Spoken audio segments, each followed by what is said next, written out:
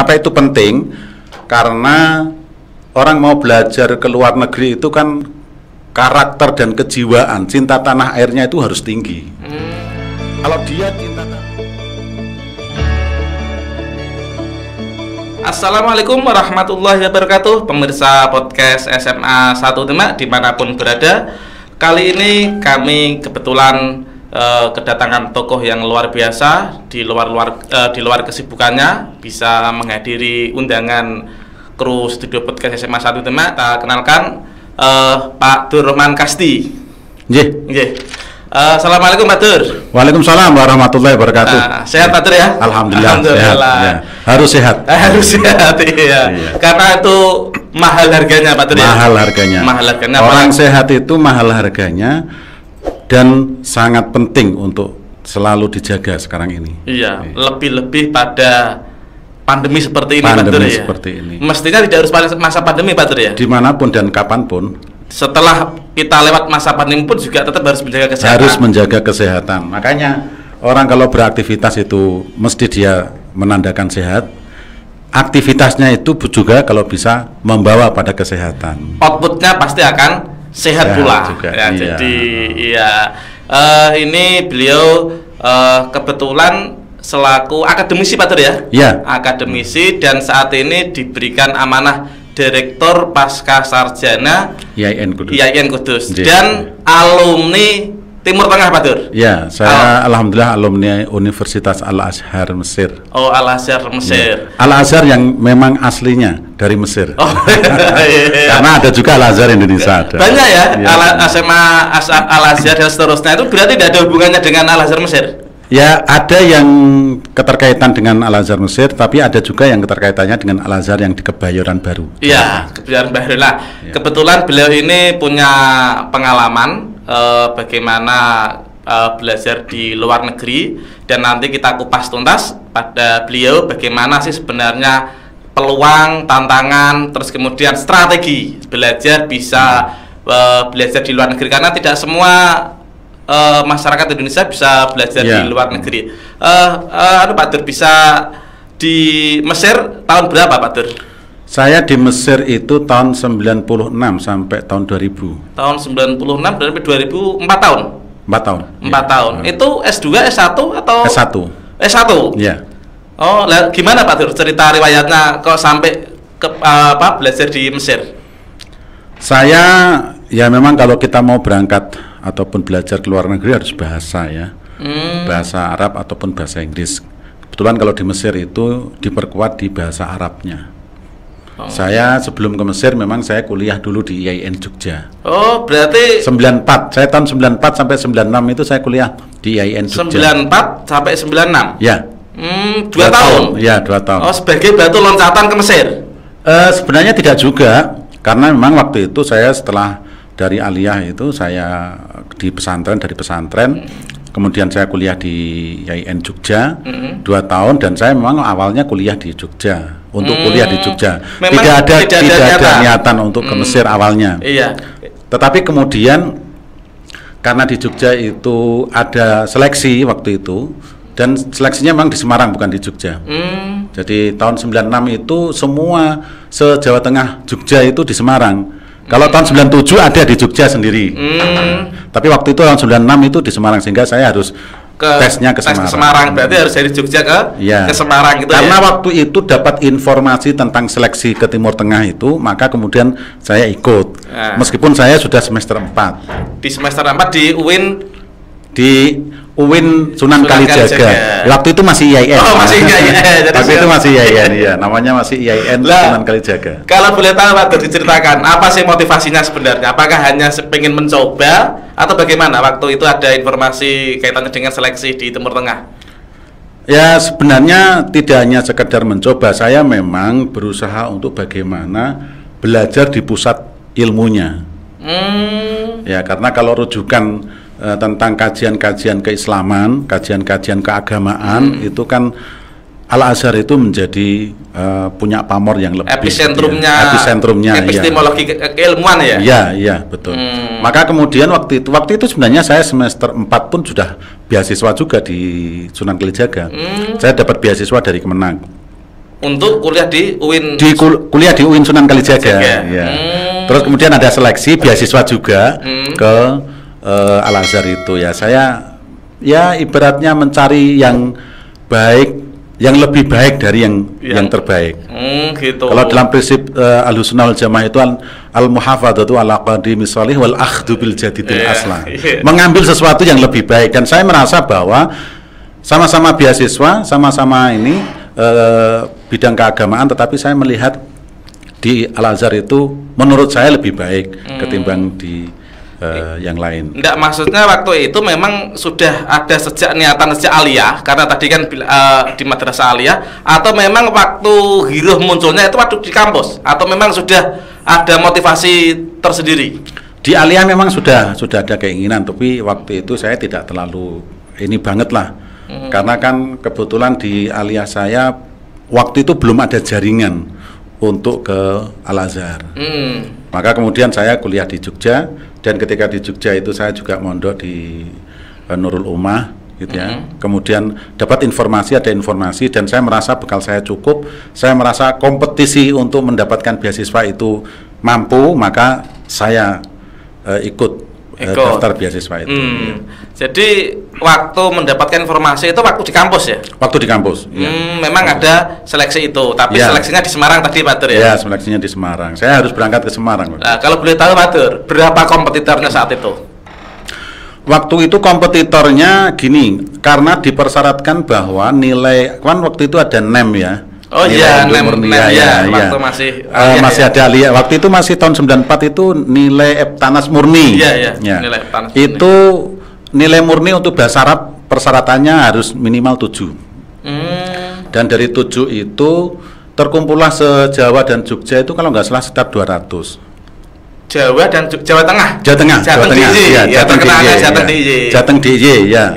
Itu ada sekitar 200 yang memenuhi syarat. Dari berbagai ya aliyah maupun alumni pondok pesantren. Alumni pondok pesantren juga diberikan kesempatan untuk mengikuti itu. Juga bisa. Jadi yang alumni Gontor misalnya, meskipun sebenarnya di Jawa Timur ada seleksi, tapi karena dia wilayah geografisnya orang Jawa Tengah, DIY, Jateng DIY, maka dia bisa ikut di Jateng DIY. Terus dia ikut berkompetisi dan ikut daftar. Ya. Ada sekitar 200, kemudian yang lolos administrasi itu ada 100. Berarti 50%-nya. Ya. Terus 50%. Terus diambil yang dapat beasiswa hanya 4 orang. Oh, dari 100 berarti 4 orang. Pak Dur salah satunya. Iya, salah satunya. Nah, kalau boleh tahu Pak, apa sih sebenarnya strategi Pak Dur ini bisa sampai menembus lolos itu? Apakah tesnya itu hanya tes tertulis atau ada tes wawancara atau bagaimana Pak? Ada tes tertulis dan ada tes wawancara. Dua-duanya. Tes tertulisnya itu waktu itu masih ada P4 ya. Ada P4, ada GBHN. Itu kalau boleh tahu presidennya masih Pak Harto ya? Pak Harto. Pak Harto. Jadi saya reformasi itu, ketika reformasi itu saya udah di Mesir itu. Oh, berarti 98 ya? Iya, 97 98 kan. Pak Harto turun kan 98 ya. Saya juga merasakan, saya menjadi pembimbing haji untuk jemaah haji Indonesia yang waktu itu sangat sedikit. Ya, karena tahun 98 itu jemaah haji Indonesia itu cuma 70.000. Dari Indonesia. Iya, se-Indonesia. Dari yang sebelumnya sekitar 250.000. Kalau sekarang 300.000 sekitar itu. Karena krisis itu. Kalau boleh tahu dari flashback tadi, bagaimana cerita bisa mengerjakan, kemudian wawancara, dan kemudian sampai pada akhirnya pengumuman. Ya, itu tadi bahwa yang pertama ada tes tulis P4 dan GBHN. Kenapa itu penting? Karena orang mau belajar ke luar negeri itu kan karakter dan kejiwaan, cinta tanah airnya itu harus tinggi. Kalau dia cinta tanah airnya saja rendah, bagaimana mungkin dia di sana nanti tetap cinta tanah air? Maka itu penting sebenarnya menurut saya. Sebagai modal ya. Modal negara untuk bagaimana memastikan. Memastikan kalau orang yang itu ya, tidak salah. Sasaran gitu ya. Betul, iya.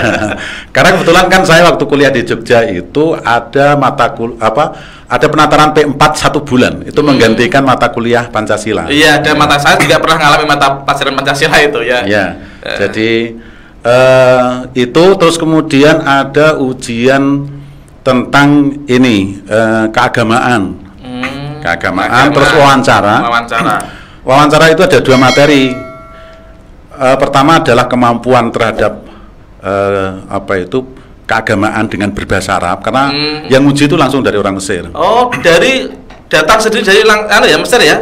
Ya, ada perwakilan orang Mesir yang di Indonesia dan untuk mengikuti untuk menguji ya, langsung langsung dari kedutaan.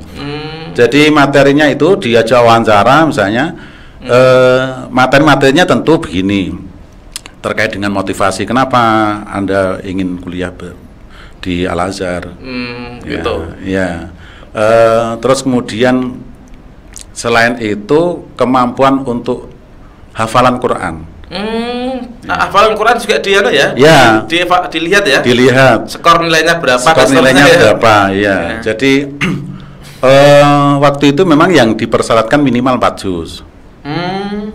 Jadi, ya saat itu saya sudah 8. Standar. Oh, berarti di atas kriteria yang ditentukan ya. Tetapi itu tidak jaminan. Artinya kalau orang ngomong kam hafidta minal Qur'an, berapa juz kamu hafal Al-Qur'an? Hafidtu Al-Qur'an kulluh misalnya. Saya hafal Al-Qur'an semua.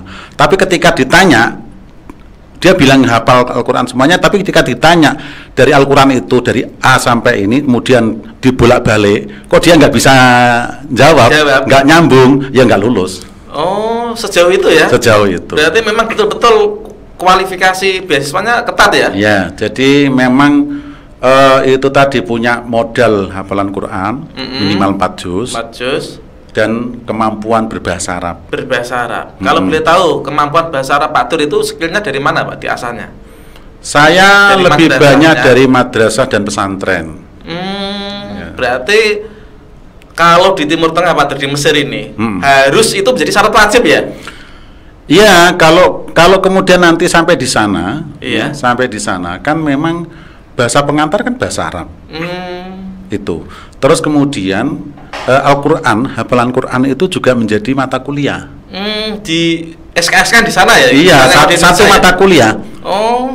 Bahkan satu mata kuliah ini dipecah menjadi 2. Jadi hifdzul Quran itu satu mata kuliah. Hafalannya.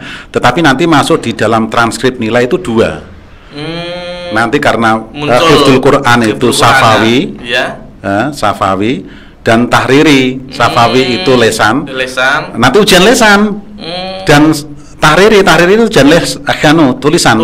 Jadi nanti ujiannya itu misalnya menyebut sebagai potongan ayat gitu ya. Suruh melanjutkan nanti sampai berapa gitu yang dikehendaki. Baru nanti direkap jadi 1 nilai tadi. Menjadi 2 nilai. Oh, 2 nilai. Nah, 2 nilai itu kalau tidak lulus, maka dia tidak naik tingkat. Berarti Pak Dur pengumuman saat itu tahun 94 ya? 96. Oh, 96. Nah, terus kemudian sekarang pesan, kesan, sedihnya dan bagaimana beradaptasi di Timur Tengah. Sebelumnya sudah punya barangkali family atau senior yang ada di Mesir? Sama sekali tidak. Belum. Dari awam ya di Mesir ya? Ya, awam. Karena kebetulan dari sekolah saya, sekolah dan pondok saya itu juga baru 1 orang. Berarti babat talas saya, iya, baru babat talas. Di pondok Jogjanya saat itu? Iya, pondok Jogjanya. Kalau pondok Jogja itu setelah saya ada lagi sudah memang. Setelah saya ada.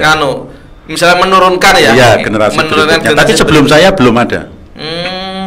Lah pada waktu itu Pak Dur di Mesir pertama kali apa yang kemudian Pak Dur lakukan, beradaptasi seperti apa dengan kondisi sosial budaya yang barangkali berbeda Pak Dur ya? Sangat berbeda. Jadi begini, sebenarnya ada cerita menarik yang menurut saya agak lucu juga. Nostalgia ini di sini biar jadi semangat dan spirit waktu itu kan memang banyak. Dari tahun 96 itu informasi tidak seperti sekarang ya. Jadi saya mendapatkan info tentang seleksi itu ya melalui pengumuman tempel di kampus. Terus kemudian saya datang langsung, belum ada fasilitas HP itu juga belum ada. Kalaupun ada telepon kantor itu pun juga terbatas, aksesnya terbatas. Sampai pada pengumuman saja itu ke rumah saya itu ya lewat surat pos. Kemudian orang tua saya ngabari ke Jogja. Karena alhamdulillah kebetulan di Jogja ada telepon di pondok saya gitu. Sehingga kemudian akhirnya saya pulang untuk melengkapi persyaratan itu. Setelah dinyatakan itu. Setelah dinyatakan lulus itu. Dan sebenarnya banyak pengalaman menarik karena begini, orang kan yang berangkat ke Mesir waktu itu yang satu pesawat dengan saya itu kan ya rata-rata orang yang baru pertama kali naik pesawat. Oh, berarti pengalaman pertama semua rata-rata. Iya, pengalaman naik pertama pesawat yang pertama kali. Keluar negerinya. Keluar negeri pertama kali gitu. Jadi punya semangat yang sama. Yang sama. Senasib dan seperjuangan. Jadi satu pesawat itu hampir itu pesawatnya Royal Jordan ya. Menurut saya, kalau menurut saya sekarang ini pesawat yang paling jelek gitu. Saat ini. Saat ini. Jadi karena waktu itu pertama kali jadi ya senang gitu aja. Ya, karena sudah naik pesawat itu sudah luar biasa ya. Luar biasa. Tahun 96 waktu itu masih Orde Baru. Oh iya. Pertama kalinya pesawat, orang pondok pesantren semuanya kan rata-rata. Satu pesawat. Ya ada dari luar, tetapi yang berangkat ke Mesir kan rata-rata dari pondok pesantren. Yang tujuan lain mungkin ada turis, ada ini ya banyak ya. Tidak disewa sendiri beasiswa itu ya. Jadi frekuensi satu pesawat itu mungkin ya sepertiga lah yang beasiswa itu. Sepertiga dari penumpang pesawat itu. Jadi 2/3 masih ada turis dan lain sebagainya. Yang menarik itu begini, saya karena dari pondok pesantren semuanya gitu ya. Jadi ketika ada tawaran makanan itu kan makanan di pesawat kan aneh. Oh iya, setelah duduk terbang. Iya, karena makanannya aneh-aneh kan gitu. Makanan di pesawat kan aneh-aneh itu ya. Jadi teman-teman itu selalu pada tanya, ada yang tanya teman saya itu. Ini bayar tidak itu? Enggak, bukan. Yang dia pertanyaannya itu begini, karena dari pesantren kan ini. Yang ngasihkan itu kan juga pramugari dari Arab gitu kan. Dia tanya, ada halal am haram, ada halal al haram. Ini halal atau haram? Iya, betul. Oleh pramugarinya jawab halal. Kalau halal kemudian dia makan. Gitu. Setiap pada ini ya, jadi teman-teman itu pada selalu tanya, ini halal apa haram gitu ya. Ya saya kira cara berpikir seperti itu kan wajar. Yang menjadi menarik itu begini, oleh teman saya tadi itu dipikir-pikir ini pramugarinya cantik juga ternyata. Ketika mau turun, mau nyampe karena transitnya di Yordan kan, kalau pesawat Yordan kan. Oh iya. Transit di Yordan, kemudian bermalam di hotel di dekat pesawat itu sekitar 1 malam, terus kemudian baru paginya terbang ke Mesir pakai pesawat Mesir. Nah ketika mau turun itu karena dipikirkan lihat-lihat terus ini apa itu ya, terus kemudian pramugarinya bilang amhada, dia nunjuk dirinya sendiri. Amhada, adapun kalau saya itu haram. Untuk makanan halal, amhada. Iya, tapi ya itu pengalaman yang menurut saya, di perjalanan berangkat. Nah, sekarang pengalaman waktu masuk bumi Mesir pertama kali, Pak Dur. Ya, sebenarnya memang saya ketika masuk Mesir itu saya tahu informasi tentang Mesir, tetapi baru mengetahui alamnya, kondisinya itu ya agak beda memang dengan Indonesia. Maka sebenarnya itu dari mana penjelasan Pak Dur? Ya informasi-informasi yang informasi ini, bukan dari buku-buku literasi. Bukan. Ya. Gitu. Ya kan waktu itu kan juga internet kan terbatas. Jadi memang kita patut bersyukur sebenarnya. Orang Indonesia itu semua tanaman hijau, semua ini setiap hari kita bisa mudah mendapatkan air gitu. Di sana itu ya air sangat mudah, tetapi semua tergantung dari Sungai Nil. Dan untuk bisa mendapatkan tanaman-tanaman hijau itu hanya berkisar antara sekitar 40 kilo dari kanan kiri Sungai Nil. Setelah 40 kilo padang pasir semua ya? Padang pasir. Jadi kalau ingin tahu aslinya padang pasir ya kira-kira kalau dari kota Kairo itu harus keluar sekitar 40 kilo. Kalau 40 berarti Demak, Jepara, Pak Dur ya? Demak, Pati. Ya mungkin itu. Tetapi sekarang bisa lebih jangkauannya karena itu kan tergantung dari kemampuan pemerintah untuk ini akses air dari Sungai Nil itu. Ya kalau dulu memang sekitar 40 kilo kanan kiri lah ya. Tetapi sekarang mungkin bisa lebih. Karena pada prinsipnya sebenarnya tanahnya itu subur, hanya memang kan harus ada airnya itu ya, sebagai sumber kehidupan tanaman tersebut. Tapi anehnya itu di sana juga suplai untuk kebutuhan pokok ya cukup sih. Stabil normal itu Pak. Stabil dan normal. Terus kemudian di sana waktu itu masuk di kampus Al-Azhar sama tidak dengan ekspektasinya, terus kemudian dibandingkan dengan masuk di kampus UIN Sukanan Kalijogo? Ya, sebenarnya memang orang itu punya ekspektasi dan bisa kurang lebih lah, ada kurang dan ada lebihnya. Jadi kalau dari aspek bangunan mungkin agak kurang karena di sana bangunannya bangunan kuno. Model pembelajarannya juga pembelajaran yang agak lumayan kuno karena waktu itu pakai istilah tingkat kan, belum pakai semesteran. Kalau sekarang pakai semesteran, waktu itu tingkat. Jadi setiap 1 tahun misalnya, 1 tahun kalau seandainya mata kuliahnya itu 20, kok nggak lulus 2 atau 3, maka dia nggak naik tingkat. Gitu. Istilahnya kalau di Indonesia itu tinggal kelas. Tinggal kelas, tapi tinggal kelasnya dia hanya menyelesaikan 3 mata kuliah itu kan ya sama. Karena tapi pada waktu itu di kampus UIN Suka sudah SKS, semester ya. Sudah semester. Nah, tetapi memang kemudian akhirnya lambat laun Al-Azhar pun juga menyesuaikan untuk sekarang ini.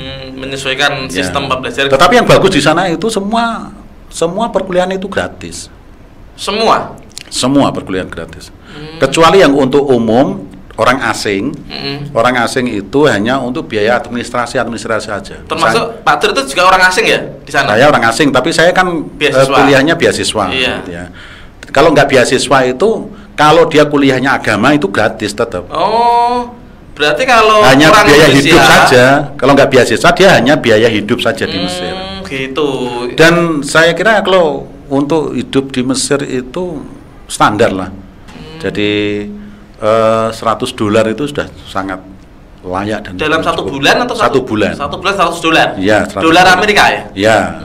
Pakai uang sana? Pakai uang sana pon Mesir. Oh, pon Mesir. Iya, pon Mesir. Kalau dikurskan saat itu 1 pon berapa rupiah di Indonesia? Karena saat itu kan juga Indonesia kan harga berapa itu? Kan masih murah. Saya itu begini, saya berangkat ke Mesir itu harga dolar masih 2.400. Oh iya. Ya, tahun 96. 2.400. Ya. Nah, kemudian ketika tahun 2000 yang krisis itu 97, 98 itu kemudian naik menjadi 15.000. Iya, karena krisis itu. Reformasi tadi ya. Sampai kemudian banyak mahasiswa itu yang tidak mendapatkan kiriman dari rumah waktu krisis itu. Saat itu ya? Saat krisis itu. Tetapi karena kedermawanan orang Mesir, itu luar biasa orang Mesir itu kalau masalah kedermawanan. Apalagi kalau kemudian disinggung tentang Israel. Jadi waktu itu ketika kebetulan tahun 97-98 itu saya ketua mahasiswa di sana. Duta besarnya itu Pak Hasan Wirayuda, yang kemudian pulang dari Mesir menjadi menteri luar negeri. Saya masih ingat itu. Itu banyak kemudian yang menjadi mitos. Kalau jadi duta besar di Mesir itu nanti pulang ke Indonesia mesti naik minimal bisa menteri, wakil menteri. Itu Pak A.M. Fakhir itu pernah jadi duta besar, jadi wakil menteri kan. Gitu. Pak Hasan Wirayuda. Saya waktu itu begini, sampai kemudian karena krisis ada kebijakan dari kedutaan waktu itu Pak Hasan Wirayuda menyampaikan kepada seluruh mahasiswa bahwa karena ini krisis, karena tidak ada supply kiriman dari orang tua, maka mahasiswa yang tidak mendapatkan beasiswa akan dipulangkan melalui pesawat charter yang disediakan oleh pemerintah. Yang waktu itu karena pas bersamaan dengan haji. Jadi disondingkan jadi pesawat Garuda atau pesawat apapun yang nanti mengangkut jamaah, ngedrop jamaah di Jeddah ke Kairo kan cuma 2 jam. Nah, nanti diminta ke Kairo untuk mengangkat jamaah orang mahasiswa Indonesia untuk pulang ke Indonesia. Waktu itu Pak Nur Hasan Wirayuda, Pak Duta Besar itu waktu itu bilang seperti itu. Tapi kemudian begini, saya bilang karena saya waktu itu ketua mahasiswanya, saya bilang, Pak, jangan dulu, kita tunggu 1 minggu. 1 minggu bagaimana respon orang Mesir terhadap kondisi kita. Oke, kalau gitu, kalau misalnya setelah 1 minggu tidak ada respon, tidak ada apapun perubahan nasib mahasiswa, maka kebijakan ini akan diberlakukan. Nah, sejak itu kemudian besoknya saya nemui Syekh Al-Azhar. Saya cerita bahwa Syekh Al-Azhar itu rektor atau guru? Syekh Al-Azhar itu di atasnya rektor. Ketua yayasan? Ya, ketua yayasan. Kalau di Indonesia ketua yayasan? Ya, tetapi kalau di Mesir itu Syekh Al-Azhar itu setara dengan Perdana Menteri. Perdana Menteri? Iya. Jadi makanya Al-Azhar itu seperti negara dalam negara. Oh. Setara dengan Perdana Menteri. Jadi saya Al-Azhar itu membawa pemerintahan tadi ya. Ya, membawahi Universitas Al-Azhar, membawahi ma'had, pondok-pondok, terus kemudian madrasah-madrasah, ya, ada membawahi rumah sakit, membawahi semuanya yang ada di dalam naungan Al-Azhar. Kalau boleh tahu Pak Tur, Al-Azhar ini statusnya itu dikelola oleh negara seperti IAIN Kudus atau swasta? Oh bukan, Al-Azhar itu dikelola oleh ya pihak Al-Azhar sendiri, bukan negara. Oh bukan anu ya? Bukan. Kalau di sana Mesir itu apa? Demokrat apa? Ya Republik lah. Republik ya. Sama, ya. Berarti bukan anu ya, bukan pemerintah ya? Bukan pemerintah. Jadi Al-Azhar itu sudah besar sebelum pemerintah Mesir itu besar. Sebelum anu ya. Jadi pemerintah Mesir itu bahkan punya utang pada Al-Azhar ketika perang Arab Israel. Yang mensubsidi pemerintah untuk kebutuhan perang melawan Israel pada tahun 67 itu Al-Azhar. Al-Azhar. Iya. Kalau boleh tahu Al-Azhar itu dari nama apa Pak diambil kalau kan? Ya Al-Azhar itu kan namanya kalau kemudian ini Az-Zahra, kemudian ini Al-Azhar itu kan bunga kan? Oh. Mekar, bunga. Bukan nama tokoh yang punya peran besar di dunia. Oh bukan. Ya Al-Azhar itu. Kalau di sini kan banyak barangkali. Dulu diambil dari Fatimatuz Zahra. Zahra. Oh, iya. Fatimatuz Zahra karena yang mendirikan Al-Azhar itu adalah dinasti Fatimiyah. Waktu itu ya? Ya, waktu itu. Maka kemudian ini. Nah, saya silaturahmi ke Syekh Al-Azhar. Kemudian saya ceritakan kondisi masyarakat mahasiswa Indonesia yang di sana. Bahwa mereka bentar lagi akan dipulangkan karena apa itu? Situasi dan kondisi negara ini Indonesia. Orang tua tidak bisa mengirimkan apapun, mereka tidak bisa hidup di Mesir. Kalau boleh tahu Pak Tur, sebelum dilanjut, ini kan beasiswa atau Pak Tur? Kenapa kau masih nunggu suplai dari orang tua? Loh, yang berangkat ke Mesir itu kan yang beasiswa hanya sekitar 30%. Oh, jadi tidak semua yang belajar tidak semua beasiswa mandiri. Yang seperti saya beasiswa itu hanya sekitar 30%. Frekuensi waktu itu di sana itu ada sekitar 3.000. 3.000 mahasiswa Indonesia. 3.000 mahasiswa Indonesia. 3.000 mahasiswa Indonesia itu paling hanya sekitar 700-an mahasiswa yang beasiswa. Ya. Beasiswa baik yang beasiswa dari Kemenak, beasiswa dari Al-Azhar, beasiswa dari Baituz Zakat, dari Majelis A'la, dan di sana banyak beasiswa memang. Tetapi ya paling hanya sekitar 700, maksimal hanya 900-an itu, nggak nyampe 1.000 lah. Dari total 3.000 mahasiswa. Nah, sekitar 2.000 lebih kan dia nggak bisa bertahan, gitu ya. Nah kemudian saya Al-Azhar waktu itu karena ini hampir 2.000 lebih yang terancam pulang kan, kemudian memerintahkan kepada ini untuk membuat teks khotbah. Karena kalau di sana itu semua khotib semesir itu yang koordinir Al-Azhar. Jadi semua SDM-nya, orang-orangnya yang mendistribusikan Al-Azhar. Nanti teksnya itu kalau dalam kondisi darurat itu harus dari Al-Azhar. Jadi dikasih kewenangan segitunya ya? Iya, dikasih kewenangan. Maka sebenarnya kalau di Indonesia itu khotib mau dikoordinir naskahnya ini itu ya wajar sebenarnya, nggak apa-apa. Ini kan termasuk ada wacana standarisasi khotib yang diinisiasi oleh Kementerian Agama kalau tidak salah ya. Sebenarnya tidak masalah karena di tempat lain juga sama. Berarti di luar sudah Sudah di Malaysia juga berlaku seperti itu. Karena kalau di Al-Azhar itu memang langsung standarisasi semuanya dari Al-Azhar. Nah, ketika kami dari waktu itu pengurus mahasiswa Indonesia yang di sana itu PPMI namanya itu Persatuan Mahasiswa Pelajar Indonesia gitu. Nah kemudian menghadap saya Al-Azhar, waktu itu kemudian saya Al-Azhar memerintahkan teks khotbahnya untuk ini, dan naskahnya itu saya dengar sendiri khotbah dari salah satu khotibnya itu sangat-sangat mengharukan. Di mana mengharukannya Pak? Mengharukannya begini, dalam naskah itu mereka bilang bahwa di dalam teks khotbah itu kita ini harus malu kalau anak-anak kita, mahasiswa Indonesia yang kuliah, yang belajar di negara kita ini, mereka harus pulang karena mereka tidak mampu untuk hidup di sini karena negara Indonesia sedang krisis. Kita harus malu. Betapa malunya dengan orang-orang Israel. Betapa malunya dengan orang-orang Yahudi. Kalau seandainya mereka betul-betul nanti pulang. Sampai pulang. Sampai pulang. Akhirnya setelah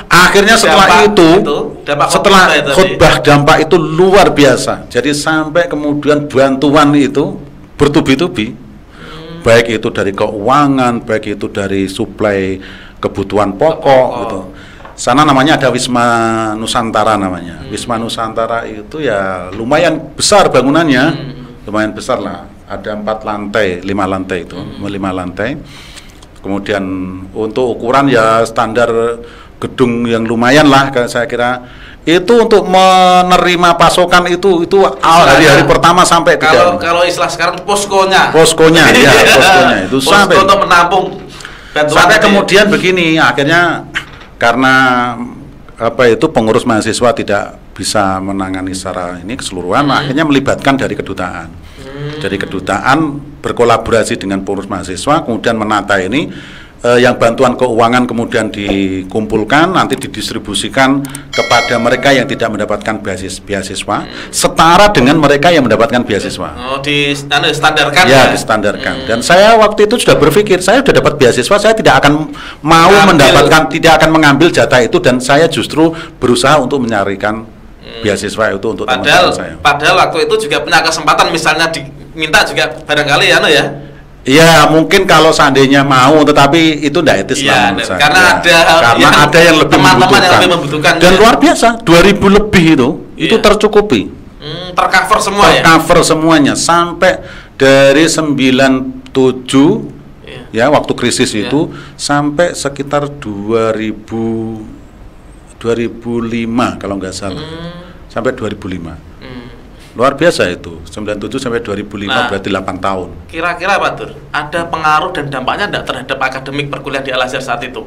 Psikologi Indonesia seperti itu, kemudian sampai ada asosiasi tadi PPMI tadi, terus kemudian berdampak enggak pada ya sebenarnya kalau perkuliahan tidak berdampak sih karena kita sudah di luar negeri itu solidaritasnya tinggi. Jadi orang kalau sudah di luar negeri itu karena merasa saudara itu solidaritasnya tinggi. Tapi kadang juga hati-hati kalau dimanfaatkan. Ada teman yang berangkat itu bawa uang banyak dipinjemi sama teman-temannya nggak kembali sampai ketika dia mau berangkat haji sebenarnya dia mampu uangnya ada tapi di orang lain akhirnya tidak bisa berangkat karena tidak punya ini. Harus hati-hati memang. Tetapi solidaritas itu tetap tinggi. Jadi memang kalau secara dampak ini enggak ada masalah, hanya mungkin secara psikologis saja. Karena bagaimanapun kemudian ketika Indonesia krisis itu ya ada beberapa kadang orang bilang gitu ya, Indonesia asma itu kan krisis. Indonesia krisis. Ya, saya pikir waktu itu ya enggak apa-apa memang kondisi negara seperti ini. Saya tidak segan-segan dan saya tidak malu mengatakan saya sebagai orang Indonesia. Tetap percaya diri ya. Tetap percaya diri. Meskipun sebenarnya ada kesempatan untuk mengatakan karena wajah Indonesia dengan Malaysia dengan Brunei itu kan samar-samar kalau Melayu karena sukunya tadi ya.